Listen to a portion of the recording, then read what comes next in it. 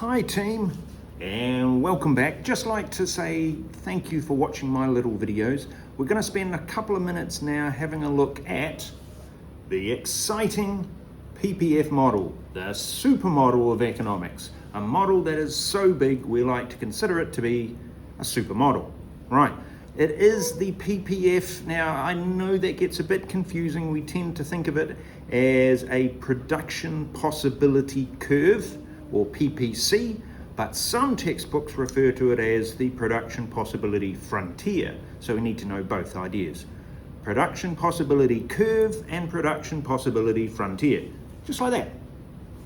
Two axes and a curve. Now what we assume in our assumingness is that whatever this economy is they are producing this product, all right? So we've got here two goods. We've got capital goods and we've got consumer goods, all right? And it could be anything. It could be hats and coats. It could be guns and butter, all right? In this context, I've written capital goods and consumer goods. So if we were to produce everything, like use all of our resources to produce consumer goods, that would be where we would be producing.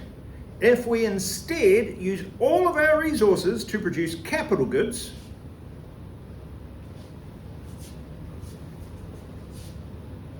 we'll be up there, all right?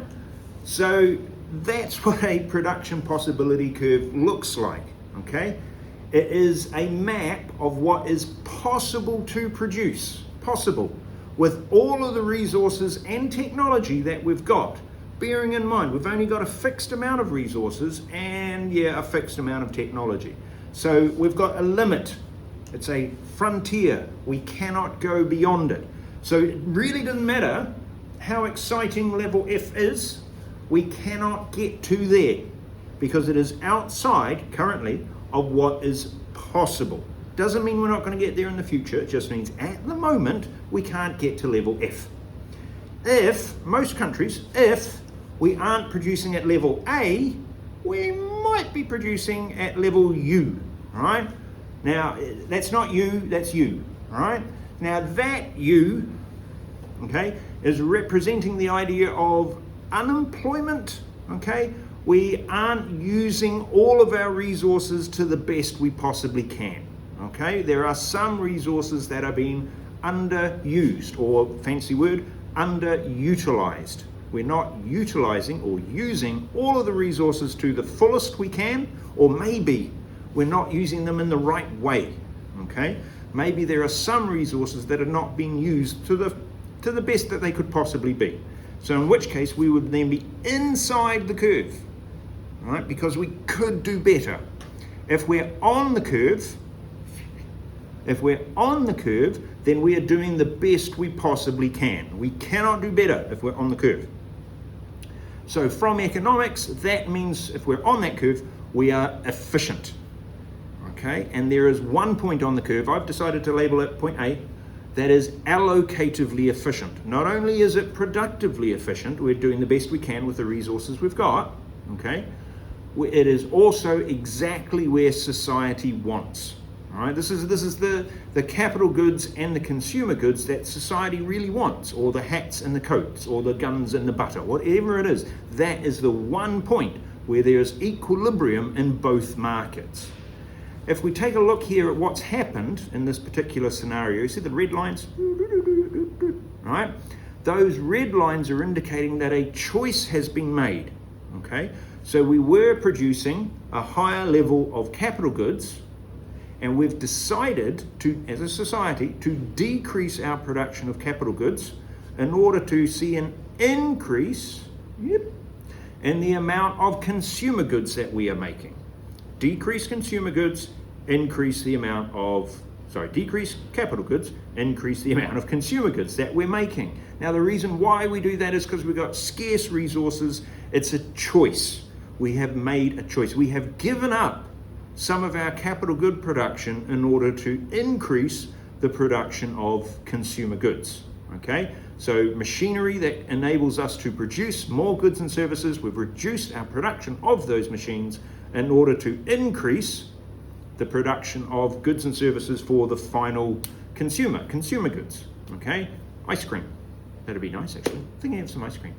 Right, more ice cream, less things that make ice cream. That's what we've said. That's the decision we've made with the scarce resources that we have, okay?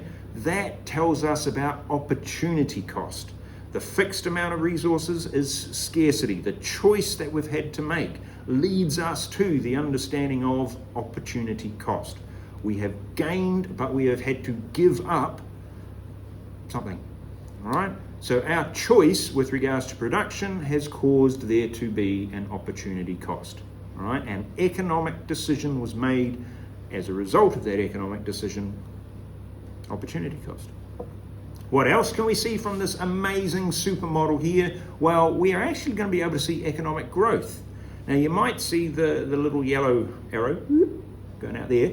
That is indicating an improvement in our economy's ability to use its resources. Or if you like, an increase in using our economy's resources. Either way will work. Now that's kind of growth, all right? But basically it's just doing what we do just better, okay? So that's that one. That is a level of growth. And the weird thing about that kind of level of growth is that in theory, it's going to occur with no opportunity cost at all. We're able to just take the resources that we're currently using and use them better, and therefore no opportunity cost, all right? There is another way to think of it though, because if we were to think about that point F, which is further out, all right, then we would actually need to grow the entire economy.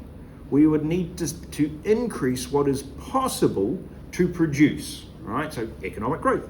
We would increase everything that was possible to produce in order to get there to that point F, which we used to call unobtainable, all right? Kind of like the Avatar movie with unobtainium, all right? So we'd get to that point. That point then would be on our PPF curve, and therefore would then become obtainable, and potentially, because I've got it directly in line, it might be the most efficient point in that particular scenario. So thinking about all of this, you've got goods and services being produced, you've got resources at their efficient production being produced, you've got allocative efficiency being illustrated, you've got choice scarcity, opportunity cost all being illustrated by this model, and now we've also got economic growth. What a fantastic model. This is the PPC curve. It is a macroeconomic model. It is the big picture model. It is very straightforward. It has got assumptions quite clearly, two goods being produced, fixed level of resources, fixed level of technology. Is it possible to be on the curve? All right, how do you see that growth? When does that growth occur? Does it occur in 2025 or does it occur in 2026? If we give up some of our capital goods in order to produce consumer goods, or if we give up some of our consumer goods in order to produce more capital goods, we're making a choice. And that choice might therefore be between two time periods, because we might be saying we would rather have the consumption now rather than the possible consumption in the future. We'd rather stay at point A now as opposed to possibly get to point F in the future. Or we might look at it in reverse and we might say we'd really want to get to point F, so we're going to give up point A now in order to obtain point F in the future. And according to theory, that is called intertemporal choice. You are choosing between two time periods, temporal time periods. Kind of sounds exciting, superhero-esque. All right, now team, that's my explanation there, as I'm hoping that you got something out of that. I would like to thank you very much for listening. All right, I would like you, please like and subscribe the videos so that they go further up on the algorithm. That would be a big help. Otherwise, team, hei kōrero, have a fantastic day, and we'll see you later. Goodbye.